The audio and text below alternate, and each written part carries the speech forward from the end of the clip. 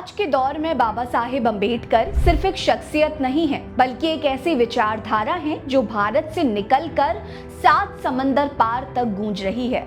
अम्बेडकरवाद समानता, स्वतंत्रता और बंधुत्व की ज्वाला दुनिया भर में वंचितों और दलितों के लिए उम्मीद की किरण बनी है। ऑस्ट्रेलिया में डॉक्टर अम्बेडकर इंटरनेशनल मिशन यानी कि AIM ने इस विचारधारा को न सिर्फ जीवित रखा, बल्कि इसे एक मिशन के साथ आगे बढ़ा रहे हैं। लेकिन ऑस्ट्रेलिया में AIM आखिर ऐसा क्या कर रहा है जो भारत में अनदेखा हो रहा है? नमस्कार, मेरा नाम है रीटा।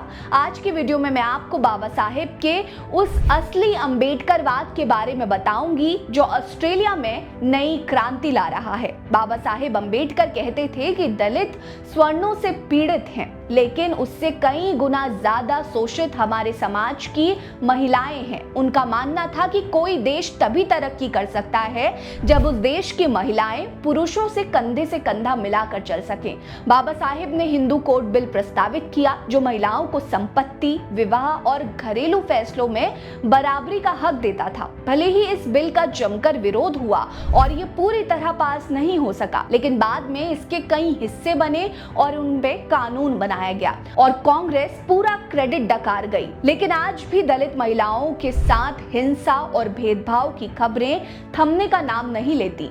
AIM ऑस्ट्रेलिया इस मुद्दे पर बाबा साहिब के विचारों को साकार करने में जुटा है। साल 2021 में AIM ने सिडनी में द ह्यूमनिज्म प्रोजेक्ट के साथ मिलकर एक कैंडल लाइट विजिल का आयोजन किया, जिसमें भारत में दलित महिलाओं और वंचित वर्गों के खिलाफ होने वाली हिंसा की निंदा की गई। AIM न सिर्फ भारत में बल्कि दुनिया भर में महिलाओं के शोषण के खिलाफ आवाज उठाता है और उनके लिए शिक्षा, आर्थिक स्वतंत्रता और सम्मान की वकालत करता है। ये बाबा साहेब के उस सपने को पूरा करने की कोशिश है जिसमें हर महिला सिर उठाकर जी सके। बाबा साहेब ने अपनी पूरी जिंदगी छुआछूत जैसे अमानवीय प्रथा के खिलाफ लड़ी। उन्होंने 1927 महाड़ सत्याग्रह में दलितों के लिए सार्वजनिक जलाशयों से पानी पीने का हक मांगा और 1930 में कालाराम मंदिर आंदोलन के जरिए मंदिरों में प्रवेश की मांग की। लेकिन आज भी भारत के कई हिस्सों में दलितों को मंदिरों में घुसने से रोका जाता है और सार्वजनिक जलाशयों तक उनकी पहुंच सीमित है। AIM इसे दिमाग की लाइलाज बीमारी मानता है जिसका मात्र एक इलाज है और वो है शिक्षा। AIM मानता है कि जब तक दलित समुदाय अपने अधिकारों से पूरी तरह वाकिफ नहीं होगा तब तक स्वर्ण समाज उनका शोषण करता रहेगा। इसके लिए AIM ऑस्ट्रेलिया में डॉक्टर अम्बेडकर ऐसे कंपटीशन जैसे कार्यक्रम आयोजित करता है जिसमें युवाओं को बाबा साहेब के विचारों पर लिखने और उनके अधिकारों के लिए जागरूक होने का मौका मिलता है। साथ ही AIM दलितों को शिक्षा और आर्थिक रूप से सशक्त बनाने के लिए स्कॉलरशिप और वेलफेयर प्रोग्राम चलाता है ताकि वे अपने हक की लड़ाई लड़ सकें। बाबा साहेब ने जब अमेरिका और ब्रिटेन की यात्रा की तो देखा कि वहां छुआछूत जैसी कोई प्रथा नहीं है। वहां की समानता की संस्कृति से प्रेरित होकर उन्होंने भारत में भी ऐसी ही सोच और बदलाव लाने का सपना देखा। लेकिन वे जानते थे कि ये लड़ाई आसान नहीं है। अपनी मृत्यु तक यानी 1956 में महानिर्वाण तक वे दलितों और वंचितों के लिए आवाज उठाते रहे। बाबा साहेब ने कहा था कि मेरी लड़ाई भले ही कोई आगे ना ले जाए, लेकिन इसे पीछे भी नहीं जाना चाहिए। आज भारत में दलितों के लिए उनकी लड़ाई कहीं ना कहीं कमजोर पड़ती दिख रही है। दलित नेता आपस में लड़ते भिड़ते दिख रहे हैं। समाज के हित से किसी को मतलब नहीं है, सब कुर्सी के पीछे भाग रहे हैं। लेकिन दुनिया भर में AIM इस जंग को नई ताकत दे रहा है। AIM ऑस्ट्रेलिया हर साल 14 अप्रैल को अम्बेडकर जयंती को धूमधाम से मनाता है। साल 2024 में मेलबर्न के फेडरेशन स्क्वायर में आयोजित 133वीं अम्बेडकर जयंती में विद्वानों, बौद्ध विचारकों और समुदायों के लोगों ने बाबा साहेब के विचारों, बौद्ध दर्शन और सामाजिक न्याय पर चर्चा की।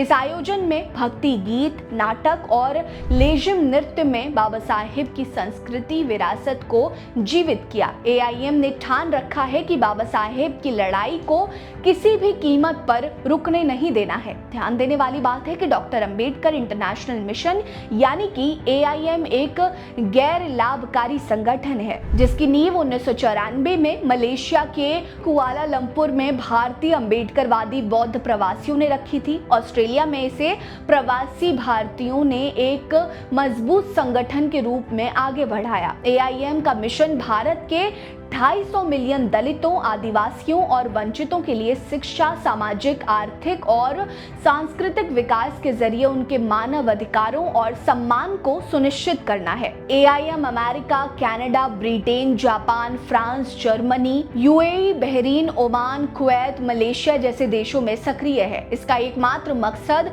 पे बैक टू सोसाइटी है। AIM के सदस्य मानते हैं कि शिक्षित दलित और प्रवासी भारतीय बाबा साहेब की आजीवन लड़ाई का परिणाम है और अब उनकी जिम्मेदारी है कि वे समाज को वापस लौटाएं। AIM बौद्ध दर्शन को अपनाने वालों को सच्ची समानता का प्रतीक मानता है और बाबा साहेब के कथन मनुष्य का जन्म सिर्फ समाज के लिए नहीं बल्कि अपने विकास के लिए भी है को जीवित करता है। ऑस्ट्रेलिया जैसे विकसित देश में जहां महिला पुरुष की समानता को गहराई से समझा जाता है, वहां AIM बाबा साहेब के विचारों को नई पीढ़ी तक पहुंचा रहा है। साल 2020 में दलित लाइव्स मैटर आंदोलन को समर्थन देकर AIM ने वैश्विक मंच पर दलितों के मुद्दों को उठाया, लेकिन भारत में AIM के इन प्रयासों को अक्सर अनदेखा किया जाता है। इसका कारण ये हो सकता है कि बाबा साहेब के विचारों को मुख्य धारा में सीमित दायरे में देखा जाता है या फिर उनकी बौद्ध दर्शन और वैश्विक समानता की बातें कुछ वर्गों को असहज करती हैं। AIM का मानना है कि बाबा साहेब का अम्बेडकरवाद सिर्फ भारत तक सीमित नहीं है बल्कि ये एक वैश्विक दर्शन है जो हर उस इंसान के लिए है जो समानता और न्याय चाहता है। साल 2023 में AIM ने ऑस्ट्रेलिया में बौद्ध धर्म केंद्र स्थापना की, जहां बौद्ध शिक्षाओं और बाबा साहेब के विचारों पर कार्यशालाएं होती हैं। ऑस्ट्रेलिया में AIM के जरिए बाबा साहेब का अम्बेडकरवाद न सिर्फ दलित बल्कि हर उस इंसान के लिए प्रेरणा बन रहा है जो शोषण और भेदभाव के खिलाफ लड़ना चाहता है। बाबा साहेब का नारा शिक्षित करो, संगठित हो और संघर्ष करो AIM का मूल मंत्र है। आपको क्या लगता है, क्या भारतीय दलित संगठनों को AIM के इन प्रयासों से सीख लेनी चाहिए? क्या दलित संगठनों को बाबा साहेब का अम्बेडकरवाद पूरे भारत में जीवित करने का प्रयास करना चाहिए? आप क्या सोचते हैं? हमें कमेंट सेक्शन में जरूर बताएं। बने रहिए हमारे साथ। नमस्कार।